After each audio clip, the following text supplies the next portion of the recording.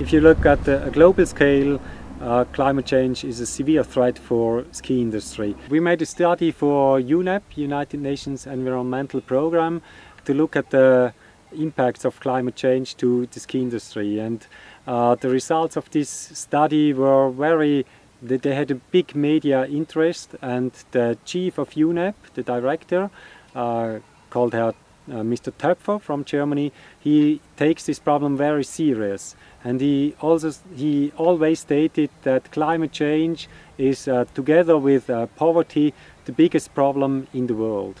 We know studies from New Zealand, from Australia, from the States, from Canada, from Europe, and they all say that a lot of resorts have problems with natural snow, and the amount of making artificial snow will increase, and the cost to make artificial snow is increasing. The cost for making artificial snow will increase of about 200 to 300% in the next 30 to 50 years because of climate change. A lot of people think that climate change is a myth and not a reality, but you don't have to look in the next 30 to 50 years, because climate change is affecting now the world. We have, for example, the studies from the so-called IPCC, that's the International Panel on Climate Change.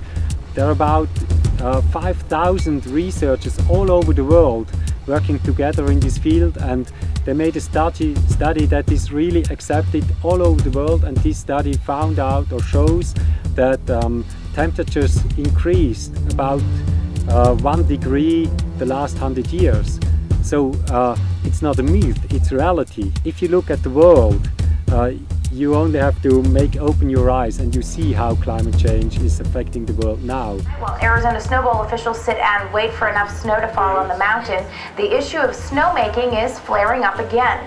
Snowplay is a big problem, and that's why the Forest Service wants us to help. I mean, that's part of the NEPA process. The Forest Service has the ability to say, we'll accept your proposal, but no snowplay. We don't know that. We don't know when they accept it if snowplay is in or not, but since they've asked us to include it, I think it's going to make the cut. What do you do if they accept the snowplay but they don't accept the snowmaking? If they don't accept the snowmaking, we rip the whole plan in half and we stop. Whether you like it or not, SNOWBOWL, it's going to stay. It might not stay with the same owners, it might not go to snowmaking, but SNOWBOWL's going to be here, the ski area's going to be here. I met with the Forest Service. I spoke with them. Our pleas are never listened to. Their minds are already made up. Their plans are already all there. We do recognize that this action is an adverse action in terms that the Native American tribes oppose it, and it's a traditional cultural property, and we recognize this as an adverse action. So how is it possible to go through with an action if you recognize it as being something that would be adverse? Well, the law doesn't say we can't go through with it. It just says we have a process and a consultation process that we have to go through. At the end of that, the land management agency can still make a decision even though it's an adverse action. It's just that you have to document it as an adverse action, and you have to go through the protocol and the consultation and work with the tribes. But at some point, the land management agency could make a decision that's adverse. I'm the decision maker on this one, and it's a process of looking at the information in the EIS, the final EIS, all the analysis, the effects, and the comments that we received, and it's a process of trying to determine what might be the best decision or the decision that I would be willing to go with on this project. Well, it's common when you do a draft EIS to identify a preferred alternative, and that is just that helps indicate to the public what, at this point, what we're thinking we might do. And that way, people can understand where we're at right now, and so they can make comments that can then influence that.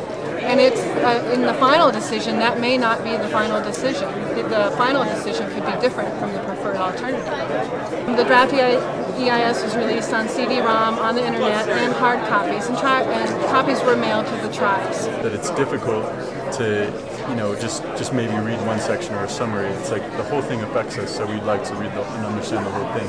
And it doesn't seem like 60 days would be enough. I can certainly see where you'd be challenged by that. And I think, you know, if it's important to you, then you will try to understand it and share it with people. I can understand that would be challenging.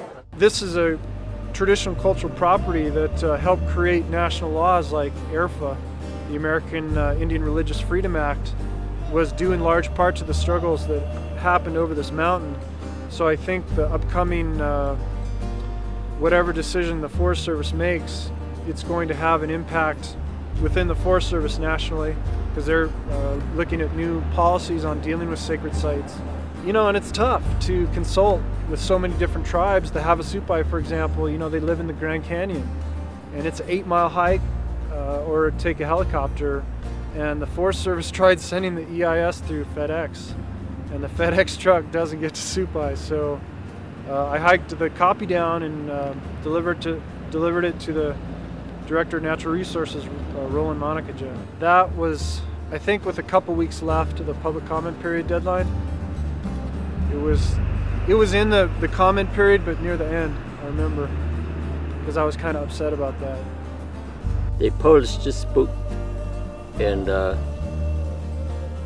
just like I don't understand why they said that us can't read it. Even I asked some people educated. They couldn't explain it to me. They sent me this one too, and this one. I thought it was a mirror, the first one, but I don't know. I don't know what it is, and I don't have a machine. You don't know how to use it.